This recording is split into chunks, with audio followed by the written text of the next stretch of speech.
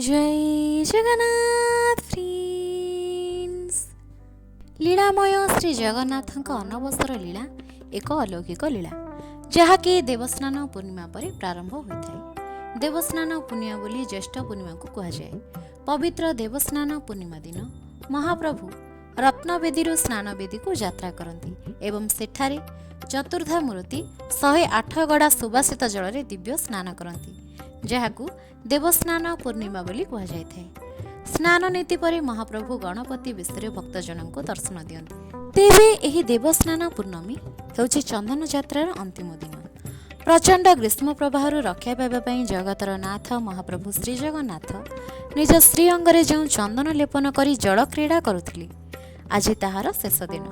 स्नान पूर्णमी महाप्रभु सुनाकूर शीतल जल में दिव्य स्नान करी समग्र संसार को प्रचंड ग्रीष्म प्रवाह रक्षा करी शीतलता प्रदान करती। महाप्रभुଙ୍କ ସେହି दिव्य स्नान नीति पर महाप्रभु मानवीय लीला संपादन करी असुस्थ हो पड़ती। महाप्रभु को ज्वर होता है बोली समस्त भक्तजन विश्वास करती कारण दीर्घ दिन शीतल उपचार कारण महाप्रभु ज्वर रोग में पीड़ित होती। दीर्घ 15 दिन पर्यंत महाप्रभु ज्वर में पीड़ित होती।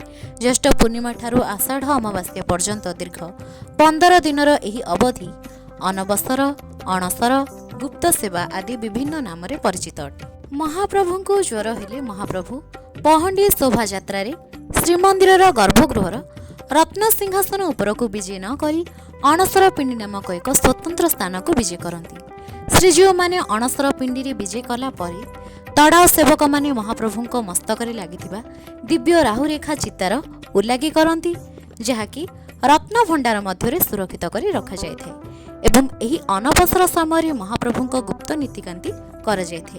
केवल दैतावती सेवक माने ही महाप्रभु यही गुप्त सेवा करती, अन्य सेवक माने यही गुप्त सेवा करती नहीं।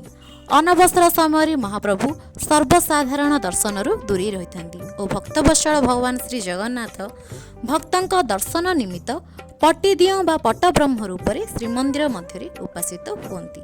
श्री बलभद्र बाड़े अनंत वासुदेव, माँ सुभद्रा बाड़े माँ भुवनेश्वरी, श्री जगन्नाथ महाप्रभु बाड़े अनंत नारायण पट्टिदियों रूप से उपासित होती। अणसर समय श्रीमंदिर भितर पट्टिदियों को दर्शन कले चतुर्धा मूर्ति को दर्शन करिबार अपूर्व दिव्य फल प्राप्ति होता है एवं एही समय ब्रह्मगिरी श्री अलारनाथ को दर्शन कले मध्य श्री जगन्नाथ को दर्शन करिबार अपूर्व फल प्राप्ति होता है बोली विश्वास रही। तेणु बहु संख्यार भक्तजन भगवान दिव्य दर्शन करी अशेष पुण्य फल प्राप्ति करती।